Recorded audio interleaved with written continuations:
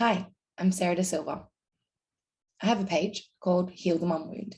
And on that page, I talk about narcissism, covert manipulation, abuse, and all kinds of ways that you can be manipulated, gaslit, hurt, or abused, or experience trauma in your life, or how you may have experienced trauma in the past and may not even know it, and how you can prevent it in the future going forward, how you can empower yourself going forward. I'm making this video today because I have been following the Gabby Petito case online, and I've noticed just a lot of red flags or alarm bells that were ringing out that I wanted to point out, because I feel that Gabby Petito was failed on the day that the police were called to assist them, and how this could be prevented. Well, I want to highlight that today, and maybe it can help others in possibly abusive relationships or looking at other people's abusive relationships, how to highlight what kinds of behavior that you could pick up on easily just by looking at somebody's body language, because I am an NLP practitioner. But I also want to highlight, number one, what it's actually like to be in an abusive relationship. Number two, why Gabby probably didn't believe that she was in an abusive relationship, and how you can spot the signs and the alarm bells early on as you analyze this video with me. Now, I'm not going to share the video. I want you to watch this video of me talking about it, and then I want you to go and watch the video and then pick up on the signs yourself and notice what comes in for yourself when you start to pick up on the body language, the behavior, the actions, and the language used. Now, I took a lot of notes while I was watching the recording, and as the police officer comes up to the car, he basically says that he can see the car hit the curb, that he's concerned, gets them to hit the brakes, pull over to the side, and they stop the car. He's responding to a 911 call that had come from another person in another car that had seen them outside of a shop. I think they were outside of their parked car in an area where there were other people that had seen him hit her, and that they were having an altercation. So the police tracked them down. That's what I believe what happened. But the first sign that I noticed, and it's not even in the first 5 minutes, it's in the first instance where you actually get to see both of the people in the car. You notice that the first thing that they do is wind the window down, and Gabby looks at the police officer crying and says, "I'm sorry." Now, this is a very key moment to pay attention to, and the officer could have picked up a lot from just reading the signs from when she said that first statement. Someone who is apologizing for their emotion has been conditioned to believe that their emotion isn't okay. That includes all emotion. That includes something that is very, very normal, like crying when you're having a fight. Now, anybody who has done some healing and done some therapy, or maybe even learnt in psychology, that emotions are very normal. They come in, they go out, and emotion is energy in motion. It's always going to come in, go up, go down. So if we're conditioned to believe an emotion isn't okay, when we feel that emotion, we will try to stop ourselves from feeling it. We'll try to stop that expression of that emotion in some way, or we will feel ashamed, feel guilty, make ourselves small, and apologize for how we were acting or reacting. That's because it's not being conditioned in us to our face. Sometimes it has. Sometimes maybe we're growing up and we're crying as children, and our parent says to us, "Stop crying, that's silly, stop it now." And we go, "Okay, I have to stop crying, and that's not okay. And if I cry, they're going to tell me to stop." Some other ways that this can happen is overt ways. Your partner giving you the silent treatment, your partner ignoring you or not reacting, punishing or setting certain reinforcements, negative or positive, to reinforce certain kinds of behavior. But this is apparent immediately. As soon as she puts the window down, the body language shows. She says sorry. He puts his hands up. Now, someone putting up their hands in NLP, have a think about when you see me with my hands up, what do you think? You think I'm in a surrender kind of position, that I have basically, I'm afraid, that I'm kind of like, oh no, I've done something wrong. I'm sorry. I'm apologetic, right?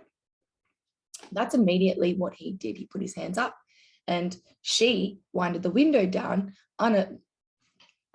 unafraid of how she was feeling, but did then apologize because she couldn't contain the emotion on her face. That was the first time that immediately showed me that he has been conditioning her that her emotions are not okay. The next sign was that she said that we're having personal issues, but he said, we were camping, there were flies and stuff. I'm sorry, I hit the bump there. And then she goes, I was distracting him. Do you see how she immediately goes to, I'm ashamed of what's been going on. And I'm basically like, we're having personal issues. I'm not sure how much I should be telling right now. But he immediately goes to something that was so small to him. He's like, oh, he would understand. There were flies and we were camping and it was dirty. And he immediately changes the subject and says, oh, sorry, did I hit the curb there? Wants to detract the attention from the fight and what was going on with his partner to what he had just done, so the police officer could change his attention, also misdirect or direct his attention elsewhere. So you can see that Gabby is visibly distressed, and she immediately takes fault for the entire situation. He asks her to get out of the car. She starts talking about how she's apologetic for her behavior and that she has an ability to self-reflect. She immediately shows that. She says, I'm sorry, I have OCD. I was trying to clean up the space, and I was trying to also do some of my work. She said, but he doesn't believe that I could do any of it. Shows a sign that she was feeling frustrated, that basically she was like, well, I just need some time to myself to do something for myself that I've been, wanting to do. This is something that's passionate to me and, brings me purpose. And he was like, well, I want to do something else, feeling quite selfish in that moment, and had apparently locked the car, basically implying that he wanted to leave now. The evidence showed that, like, him wanting to leave now, she wasn't ready. Later on in the video, the police officer said that the witnesses recounted that her bag was hanging on the back of the door and that she tried to claw her way in through the driver's seat because that was the only way that she could get into the car. So immediately that tells me that no, the altercation wasn't her fault. It seemed like he was being insensitive to her emotional problems and was basically saying, I can't handle this anymore, putting your bag on the back of the car and I'm leaving you here. That is terribly terrifying to a 20-something-year-old girl who thinks she's going to be left alone. Obviously, someone in that terrified state is going to do anything to get back into their own car, which they believe is being taken away from them. This is my own recount of what's going on right now. So she basically said that he wouldn't let her in the car. He said that she needed to calm down. She said, I am calm, but he really stresses me out. A person who really cares about their partner and understands that a partner may have trouble with anxiety, stress, or OCD will be very sensitive to that. And they won't do something like point out a flaw in their behavior. They won't lock the door of the car and imply that they're leaving, because someone with OCD would find this extremely distressing.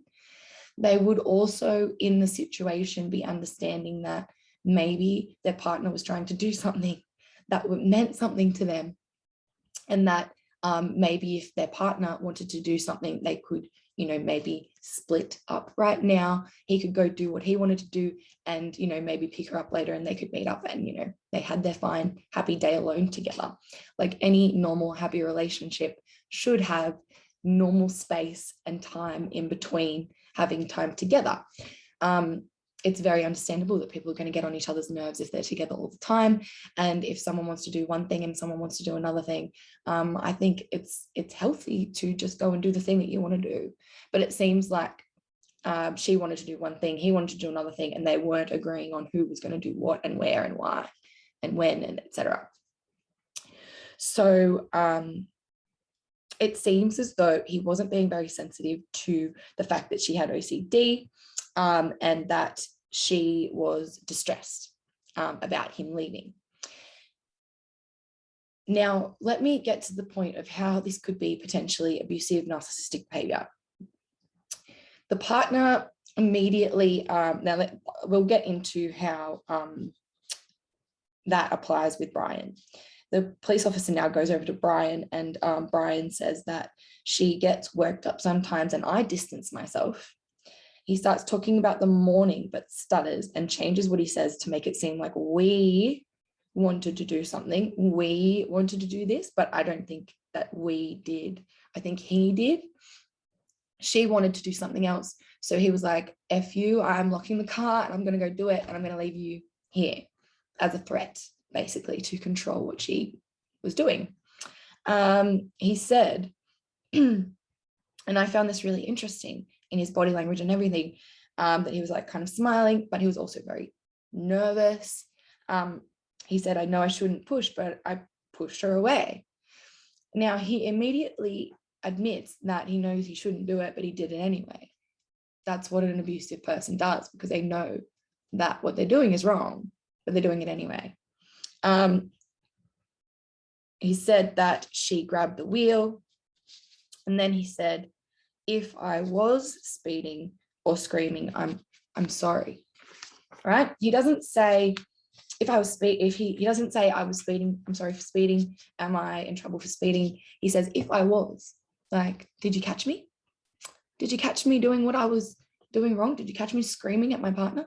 Did you catch me hitting my partner? He's always implying certain things, as you notice in his language and his body language, that would basically imply that he's done something wrong. And he looks very, very afraid. He's very afraid of what's going on, like what's going to be found out, what's she going to say. He asks if she's okay later on, but I'll get to that. So we come back to Gabby, and they ask if he hit her. And she says, I guess. And you notice the look on her face. She notices that she's dobbing him in. And after the cop says it's okay, she proceeds to say that he grabbed my face. And then she looks down and she's kind of like, she's downplaying that it hurts what he did to her, that he maybe injured the inside of her lip against her teeth by grabbing her face, but says that he didn't hit her, but he grabbed her. She's downplaying it because she doesn't want him to get in trouble. She doesn't know what he said. All of these things are going on. She said that she admits that she hit him, but not a lot. She said she punched him in the arm for being pulled over. Now, he said that she was grabbing the steering wheel. So he immediately lied. And then the officer implies that he is patient with her. But then she says, yes. He says, is he patient with you? She says, yes. But then she says he gets frustrated with me a lot. So everything after the word but basically negates everything before it, that he's not patient with her at all. So now paying attention to the police officer that comes in later on, who was wearing the vest. I'm not sure what his name was, but he had a beard. You notice that a lot of his jargon comes in. He's trying to basically assert his dominance in a way. And he also tries to put a lot of words into Gabby's mouth. He says something like he's very patient with you. And he also mentions that he had an ex-wife. That is why she is his ex-wife. That would help him to spiral into anxiety when she had an anxiety attack. So a lot of the police officers were immediately implying that women can get crazy sometimes. This is gaslighting. Women can get crazy. Women can get stressed out. They can do this, they can do that. And the woman can get really frustrated and lash out when the man is actually the victim. And it's not true, because a lot of the time when a woman is being abused, and this is where we're going to talk about reactive abuse. A lot of the time when a woman is being abused, or a man even, doesn't matter if it's a woman or a man being abused, whoever is the abuser is going to push the victim to the point of eventually fighting back. There's no doubt about it.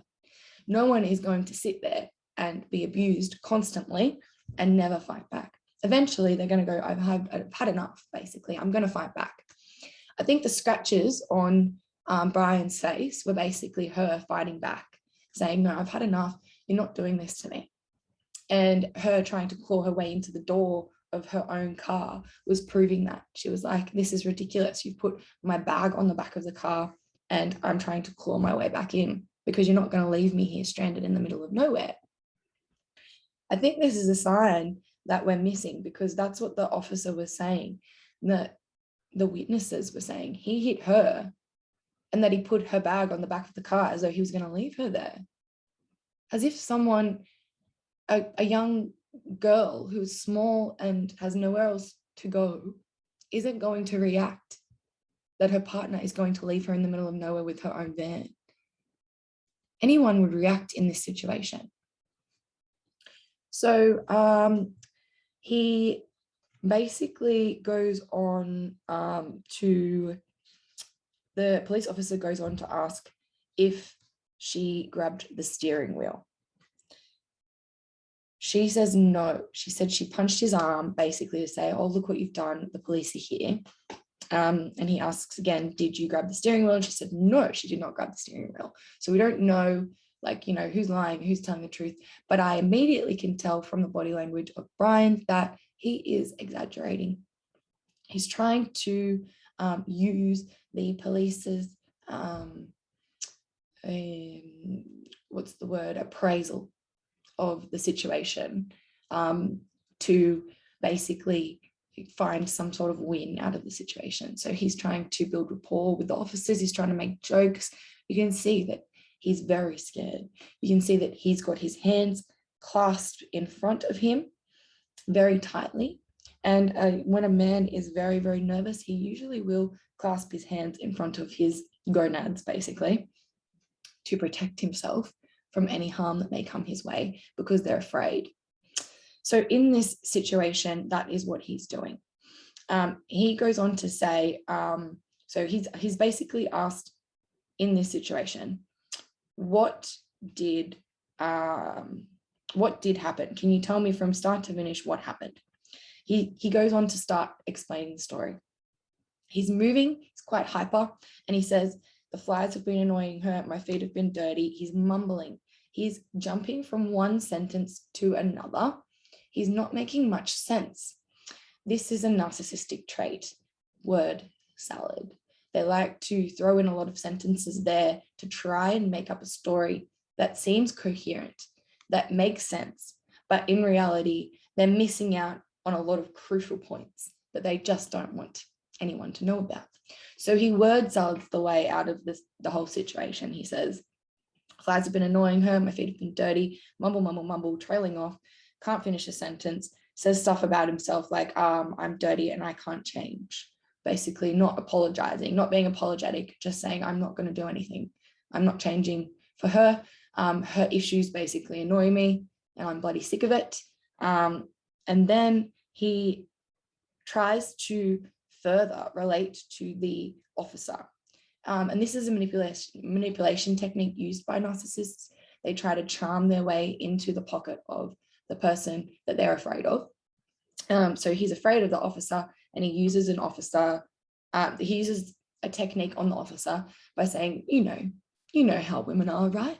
So he says, there's a lot of little things, and he uses his hand and he nods his head as if to imply, you know what I mean, right? And he's trying to build rapport with the officers to make them understand, like, women are crazy. He's gaslighting her even without her being there. And he's getting the officers to basically get in on his gaslighting. Basically being like, women, there's a lot of little things, relationships, there's a lot of little things that add up, and then blah, blah, blah, blah. He's trying to build that rapport. So they're like, we know what you mean. And that's a massive red flag, because narcissists and psychopaths and sociopaths are very charming. They're going to do anything to try and get you to build rapport with them and feel trustworthy. Because if there's trust, then there's a bond, and then there's trust, and you're going to have a conversation, you're going to tell them things about yourself, and then they can easily use it against you. And you notice that the officers do that. They tell Brian about their wives.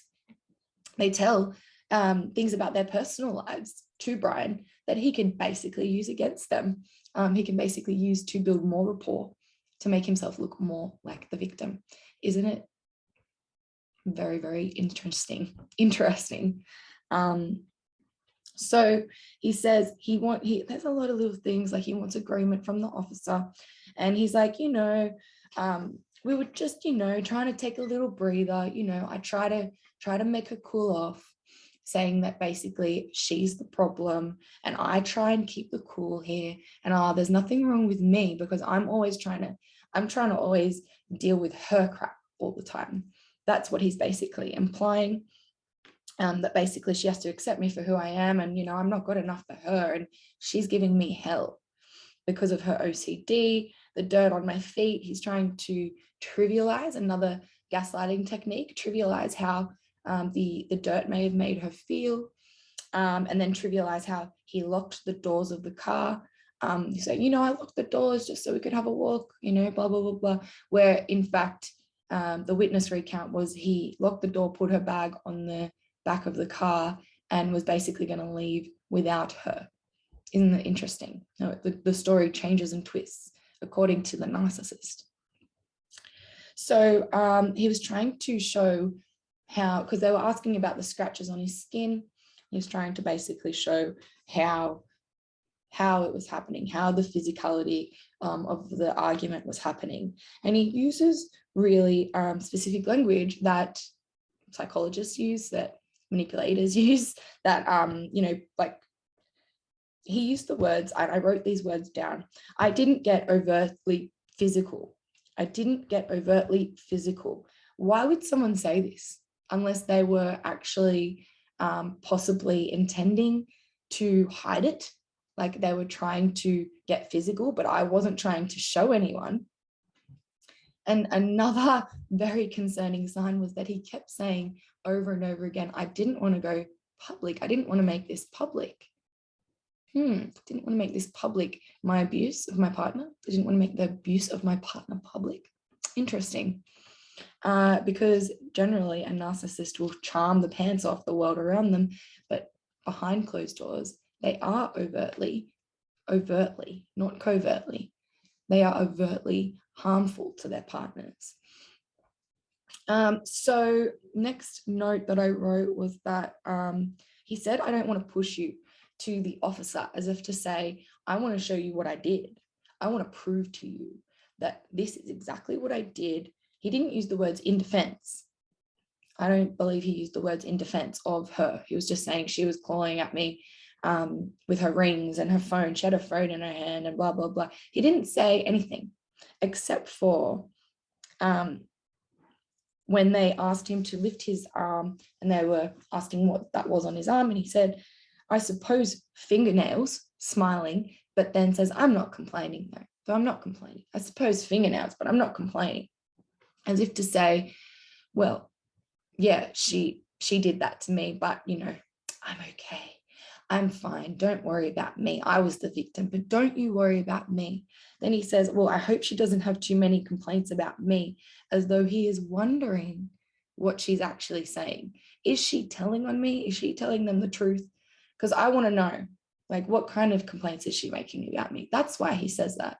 It's not to make him seem like the victim. It's not to make him seem like, oh, I'm the poor person here. Like, I hope she's not saying anything too bad about me. He's saying, what's she saying about me? Tell me.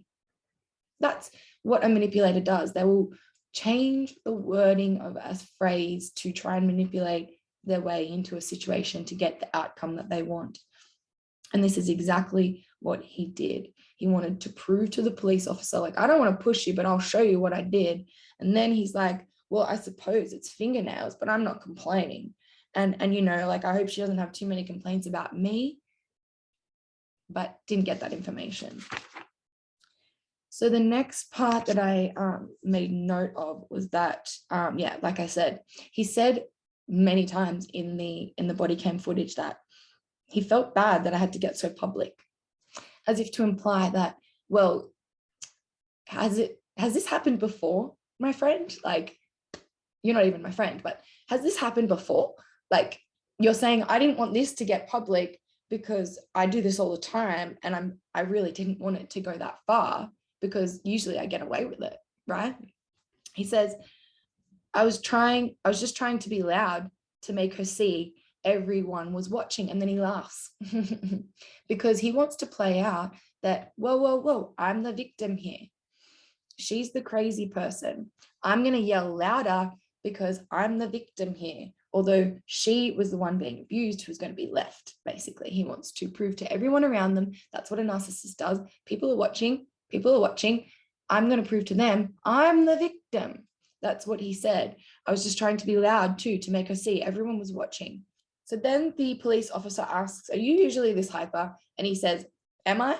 You can see the look on his face straight away. He freaks and he goes, I need to change how I'm standing. He's asked if he's on medication, and then asks if the partner's on medication. Before he even responds about whether his partner is on medication, he says, she's crazy, laughs, just joking. See how he's trying to imply that, you know, we all know women are crazy, ha, ha, ha, ha, ha. Women are crazy, she did this to me, ha, ha, ha, ha, ha. And then he says, just joking, because he's testing the waters. He wants to see, he seriously wants to see how far the officers are going to go to build more rapport with him and see him as the victim. And after pointing that out, he basically scratches. He believes that he has built rapport. He's like, oh, and he's like, I've built some rapport with these officers. Now, the officer goes back to Gabby, and she seems more calm and it seems like she feels safe with this female cop. And I've noticed in that, when I was watching it, I was like, that is the ultimate cry for help. A police officer should take notice of that. The fact that she felt more calm around the female police officer. She was breathing more calmly. She didn't feel so intimidated. She was actually, that's basically a cry for help. She was so visibly distressed when the police pulled them over. And then she was more calm later on, away from her partner. She felt relieved, even knowing that she was potentially going to be spending a night away from him. And that the police officer was helping her to see that, you know, everything was okay and that they didn't have to worry about it. I just kept paying attention to how after that, the officer goes back to Brian, and now Brian has changed his body language, because remember, the police officer has pointed out that he's being hyper, and he's got his hands clasped, he's not moving, he's standing still, and he's acting like he's not nervous. Now he's acting much more composed. He's standing there much more still and acting like, well, I'm not very hyper at all. Go and watch this video after I say all of this and you'll pay attention. He tells the police about what they were planning on doing. He gets a little bit animated, but he tries not to get too animated because the police officer already said that he was hyper. So that's another sign of narcissism, or maybe even sociopathy or psychopathy, that a person will basically pay attention to any cue that may make them look guilty, so they can change their behavior, their everything to make themselves look another way. Master manipulators are good at this. They can do it very well. Although in a situation where you're truly nervous, you can't really, like, the signs are given straight away. And he unfortunately gave a lot away before he realized that the police were noticing his behavior. So what I noticed was that the police took the evidence from the phone, the 911 call, and they only took the evidence that she was the primary aggressor, because they see that she had clawed her way back in through the driver's seat, because her backpack was hung on the back of the van as though he was going to leave her alone. The police officer's immediate response, and this is how they failed her, was to assume that his shoves were in defense, rather than wondering why she may have felt so strongly about what was happening.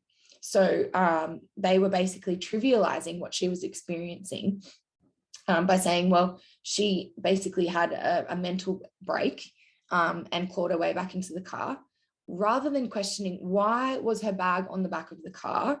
Why was he seriously locking, like, why was he inside the car and locking the doors and acting like he was leaving when the story wasn't that consistent? So obviously they were fighting in the car after they left. And she was upset. She was basically probably crying, saying, why were you going to leave me there on my own? And I can kind of fill in the gaps of all of this information, because personally, I've experienced a situation like this before, an abusive situation. And as soon as the person apologizes for their emotions, that they're the one who is being abused most of the time. So he trivialized what he did. He gaslit the whole situation by going, I was just locking the doors to go for a walk and take a breather, And the police officers understand, because women are crazy, right? The whole situation's been gaslit in his favor. So the officer says that. He goes over to Brian, and I noticed something. As soon as he comes over to Brian, he's got his hands clasped in front of him still. He's standing there he's got a very nervous stance. You can tell that he's basically not breathing. He's very worried about what's going to happen to him. He has no idea what kind of charge is going to be laid upon him. As soon as the officer mentions the word domestic assault, he clasps his hands and his face changes and he swallows. You can visibly notice his fear, the fear in his face, as though a witness saw me hit my partner, saw me hurt her, domestic assault, I'm in trouble. But then the officer says, she was the primary aggressor. As soon as he says those words, his face changes. He blinks. He has a sigh of relief. He has shock. And he laughs. Oh, that's good. He relaxes. His eyes widen. His eyebrows change. Everything changes. His hands are no longer in that clasping state. He's now even widening his stance a bit more, feeling much more relaxed, and even starts to lean on the van behind him, because he's feeling whoa, I've gotten myself out of a pickle here. He starts making jokes again with the police officers, because he realized he no longer is in trouble, and he's basically gotten his partner in trouble. Win-win, everything for him. Everything is in his favor now. He's now the victim. That's exactly how he wanted it played out, in his favor. He again says, sorry, it had to get so public. As in, my girlfriend's crazy. Sorry, we had to get other people involved. I've got to handle her. I've got to look after her. When in fact, it's shown that later on that she tells him to grab his phone charger to show that she's actually the caregiver in the relationship. She's taking the stance in the relationship of basically having OCD, which means she's trying to have a caregiving, controlling kind of looking after position, rather than what he is kind of being more oh, I'm just trying to go with the flow, it seems like. But he wasn't being respectful of her mental health in that situation at all, especially regarding the flies and the things that the dirt on her feet. It's not that hard just to pat your feet off and get in the car. My partner is the same about those kinds of things. He doesn't like dirt in the car. Well, when we go to the beach I clap my sandals off and we get in the car. It's not that hard. So I don't understand why a huge argument is blown out of proportion when, well, I do understand when you're in that enclosed space together, but it doesn't warrant leaving your partner completely alone in the middle of nowhere and taking their van. So he again shows that he is doing this in secret. He does this to her all the time, saying, I am sorry that it happened in public. I'm sorry that this has been made public, because he does it in private. He says, the police officer says that the police can decide to, the court can decide to prosecute her. He's in shock that he needs to fill out a waiver to stop the no contact order, to get protection, basically playing him out to be even more so of a victim, because he has some scratches on himself, which are clearly reactive abuse scratches. He was hurting her in some way and she was fighting back. They don't want to detriment the other. You can see that in their faces. They really don't want to hurt the other person. They don't want the other person to get into trouble. They're clearly in an enmeshed and codependent situation where one person is experiencing abuse, doesn't want the other person to get into trouble. That's clearly what a trauma bond is. When you're stuck in a trauma bond, you kind of find a way to justify that this abuse that I've experienced is okay. So I don't want them to get into trouble. Like, honestly, I can deal with it. You know, I don't want them to go to prison or, you know, go to court for anything like that, because, you know what, I played a part in it. It was all my fault, blah, blah, blah, blah. This is what the victims end up doing. And it becomes this codependent trauma bond of hurting each other over and over and over again, of either there's an abuser hurting someone and the other person's reactively abusing back, or, you know, it could be two narcissistic people just abusing each other, etc., etc. But usually there's an imbalance there. There's one who's narcissistically abusing and there's one who's highly empathetic. And in this case, I believe Gabby is the empathetic one and Brian is the narcissistic charmer who can easily just change who he is to manipulate the situation, to make himself seem a certain way, to manipulate how the police saw him. So what he does when he finds out that he's basically royally effed up his girlfriend's life with the court summons, he basically starts crying. He realizes what he has done, what's happened, that basically she's in trouble for what he has done. And he knows that the only thing that he can do right now, and it's the least that he can do because it's her van, he wants to give her her van for the night. I saw a video online that questioned why he gave her the van. I don't think there's anything wrong with it. I don't think there was anything wrong with the fact that he was going into a hotel or anything like that. I think maybe she wanted to be alone with all of her stuff. Like, personally, I would have wanted to be alone with my van and all my stuff, not being able to be contacted if I felt like I was in a dangerous situation. I would have wanted to have the freedom of having the car to get away if I needed to, rather than be the one stuck in the hotel with no car. Let's be honest. So I think she was in a better situation than he was in the end. And I thought that was a really good outcome, that she got given her van back and that she was able to go away. But then the whole court summons things happened. If you watch the video in full, they explain how in the state that they are in, regardless of whether you're a male or a female, that if it's a class A something, class A act of violence against someone else, that there will be a court summons. And the other officer who's come in all macho, trying to talk about all the laws and everything, wearing the vest and being like blah blah blah blah, I think he was trying to intimidate the officer into basically making something happen with it. And I think if he had have stayed and not taken the call to go somewhere else, he may have even sided the girl. But I think it was the right idea of what the police officer who was doing the call, not to cite her, because she was clearly a victim of abuse in this situation, and she was reactively abusing in that situation because of what her partner was doing to her. And that even in the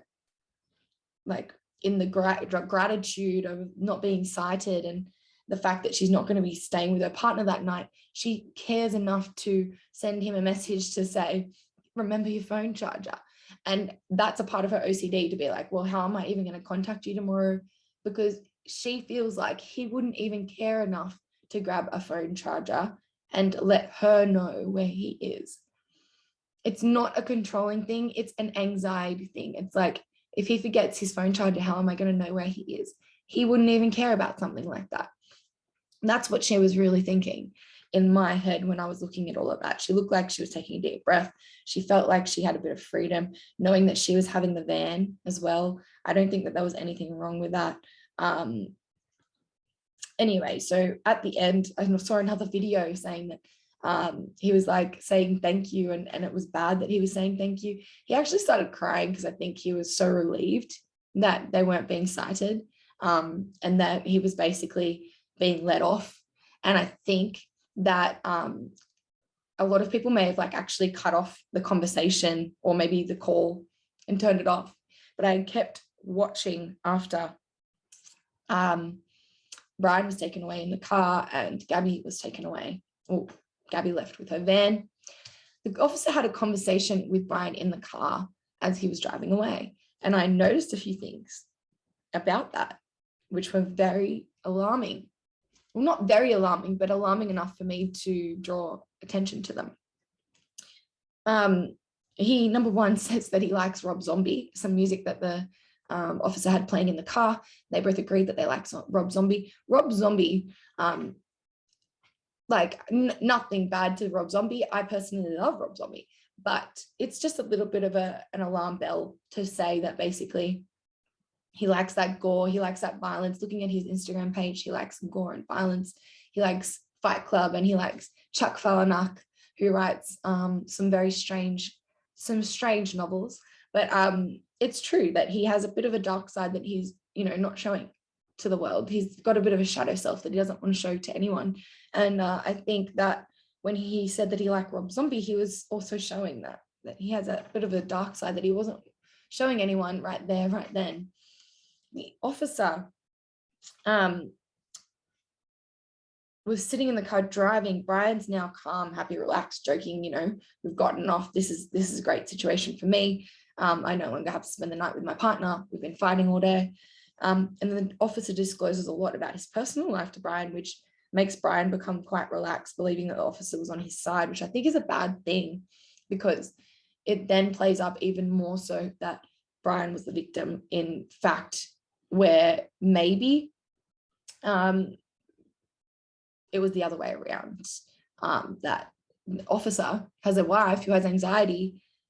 Possibly, I'm making just a hypothetical here, but maybe his wife has anxiety problems due to their relationship. Maybe he's an abuser. We don't really know. So when we come across people in abusive situations and you have police officers coming in and making an assessment of that situation, sometimes they can be extremely biased, like what we saw with those officers talking in that situation. They weren't going, well, I noticed that you're, extremely apologetic for how you're feeling, that you're kind of afraid. Like, I'm noticing that your body language and that his body language is different. And I'm noticing how he is reacting in this situation as opposed to how you're reacting in this situation, which is quite upset. They weren't paying attention to any of that. They were just paying attention to the words. They were listening to the words that were being said and the stories. And I think that's not enough. We need to pay attention to the behavior associated with the stories and how people react to what's happening and going on in the situation. That's what gives away a lot of information. And the officers came in biased, implying and basically putting words and ideas into their mind that women are crazy, women can have mental health problems, that women can have anxiety issues, and my wife had to go on medication for that, and maybe your partner needs to go on medication for that. That's what he said to her in the car, to Brian in the car as they were driving off. And I think that maybe even afterwards, if they met up the next day, that Brian would have implied to Gabrielle that she needed to go on medication for her stress issues, which would have probably caused another argument, of course. So basically, what we know is that it looks like he was frustrated that they had to be at the coffee shop for 6 hours because he wanted to go for a hike. It seems as though they were fighting about. So the thing is, when people tell stories about a fight, I've noticed that they'll skip a lot of actually usually really important details that will tell you what was really going on. And it seems like they missed out a middle part of the story, which implied that they were at the coffee shop, that he was frustrated and wanted to go hiking. It seems as though they were frustrated, fighting about her, stressing about cleaning up the mess before leaving. So he went to go, but said that they were going for a walk, and he hung her bag on the door and basically went to leave. So we don't really know what really happened, what could have caused the fight, what could have caused any of it, but we do know that he was manipulating the whole situation to make it look like he was the victim in the situation. I think that he has codependency issues after looking at some more evidence that shows Gabrielle's friend was saying that Gabrielle would leave their house and go and stay with her because he would hear voices and he couldn't sleep at night. And that also he would sometimes, or he had taken her ID before going out so that she couldn't go out with her friend. I think that he had controlling jealousy issues as well, and that he may have possibly even not had much that he was looking forward to in his life, and felt maybe jealous that she had some sort of purpose in her life. Another notice that came out on the news this morning, which actually clued in a lot of massive signs and alarm bells for me, was that an article came out by Gabrielle's father saying that he didn't like Brian, that he had called Brian Brian or Brion or something, like a female name, which, you know, fair enough, whatever. But then I went on to read that he wasn't the only partner that he didn't like of Gabrielle's, which is, I'll just read it out loud here. Gabby Petito's dad said he had a mocking nickname for his daughter's boyfriend, Brian Laundrie. This is on news.com.au, who is now a person of interest in her disappearance turned suspect death case. Joseph Petito, her father, revealed that he'd referred to Brian as Brian, according to an episode of Dr. Phil that aired on Monday. I've never actually liked any of Gabby's boyfriends. Huge, huge, huge, huge red flag, huge alarm bell, huge sign. The father's a narcissist, 100%, straight up. I've never actually liked any of Gabby's boyfriends. I've never called any of them by their real name ever, said the dad, who was originally from Long Island. That's all that I screenshotted of it, because if she had a narcissistic father who never thought anything was good enough, then she would have attracted a narcissistic partner, Brian. And narcissists can also, well, narcissism can be a side effect of either sociopathy or psychopathy. He could be some Machiavellian, sadistic person that we have no idea about. After maybe looking at his art online, maybe we can make some assumptions and draw some parallels between his sadism and who he really was, his levels of sadism rather, and who he really was. But we can definitely say that if Gabriella's father never respected any of Gabrielle's partners, Brian would have hated this. He would have, if he was a true narcissist, he would have found a lot of frustration and rage in being feminized, or maybe even Gabrielle was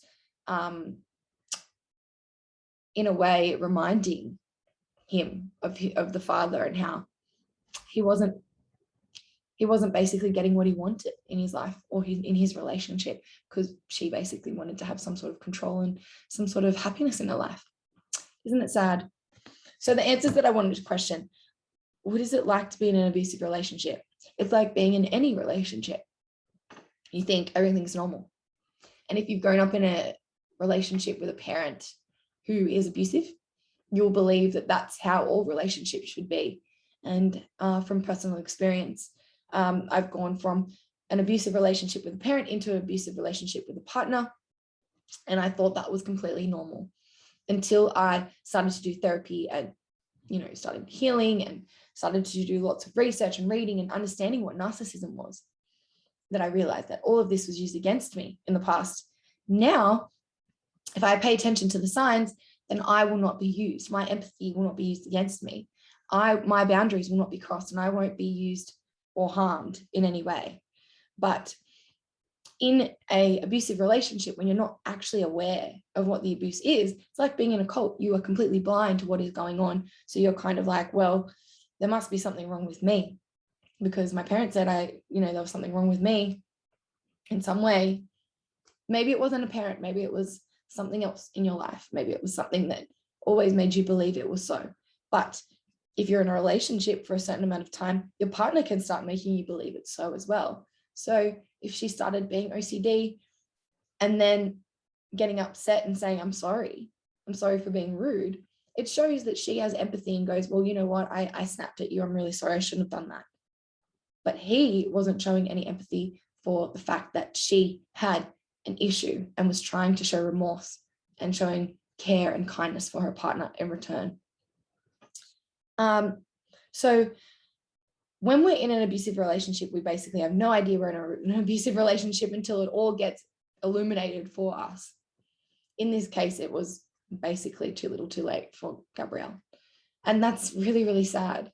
And the reason why I made this video is because I wanted to point to the signs of what an abusive relationship can be like, just by looking at one video and pointing out some of the signs and some of the things that were being said and some of the actions and language that were being used that actually point out that someone was being abused here, that the police could have picked up on, that could have at least made some sort of some sort of safety for her, safe return home, to get into a safer place, to maybe not even go back to that relationship for a week, to see what was really going on, to take some full-on space to see what was really going on within that relationship. Maybe that would have saved her. Maybe she would have realized, no, that guy's really hurting me. We don't know. We really don't know. But sometimes we never realize that we're in an abusive relationship until we leave it, or it gets broken from us. They leave us. And then we go, oh, hang on, those things that happened weren't okay. And now I'm seeing the light, and I'm seeing that wasn't normal. And maybe I was actually being abused here. So why didn't Gabrielle think it was abuse? Because she loved him, that she was basically really young and she didn't really know much about life. She was out there trying to explore and experience life, and she had someone there exploring and experiencing life with her, but someone who was kind of codependent in a way that made her believe that she was needed, and a people pleaser will generally, in a way, find a way to be needed. And a codependent partner loves someone who's a people pleaser. And a codependent partner can be a narcissist, because they will use the partner to fulfill some sort of need and always get what they want in return. And how can you spot the signs and alarm bells and red flags early? So pay attention. When are you actually apologizing for how you're feeling? When is it not okay to be feeling what you're feeling? When are you being conditioned to believe that you may have a problem? Or when are you being manipulated? Or when are people around you being manipulated? Because it seems like she may have been scapegoated for a while, even by the people around her, to believe that she had a problem with stress and anxiety, and that there was nothing wrong with him, that all the issues resided within her, and that she had something to apologize for, when in fact she didn't. So that's all I have to say at the moment, but I want you to pay attention to the red flags and signs yourself, that you may be in an abusive relationship, that you could probably start navigating an exit plan for yourself. I'm not saying that it could end out the same way that this one did, but paying attention to these signs before it gets too late, before we get into a situation where we do something bad like self-harm, or we do get into a situation that puts us in danger because we are feeling so emotionally intense, like our partner yelling at us and we're fighting back and they swerve and we have a car accident, for example. That's just one example, but there are many that could potentially put us in harm's way because of the dangerous emotional situation that we're in. So pay attention to those signs and how you may be covertly being manipulated to believe that there's something wrong with you, and that it's okay that there may be something that you have an issue with, but that doesn't mean that there's anything wrong with you. That means that that person should have more understanding for who you are and what you're dealing with, and not put you in harm's way or deliberately put you in a state that's going to induce reactive abuse, which it seems like what Gabby was doing to defend herself from her partner abandoning her. I hope this helps anyone else out there who's looking for some clarity and some answers. And in no way am I trying to profit upon or entertain with this. I'm only trying to highlight the signs that are already there that we can pay attention to, not only in that footage, but now in real life, because people like this are all around and we've got to pay attention. Thank you for watching and thank you for being here.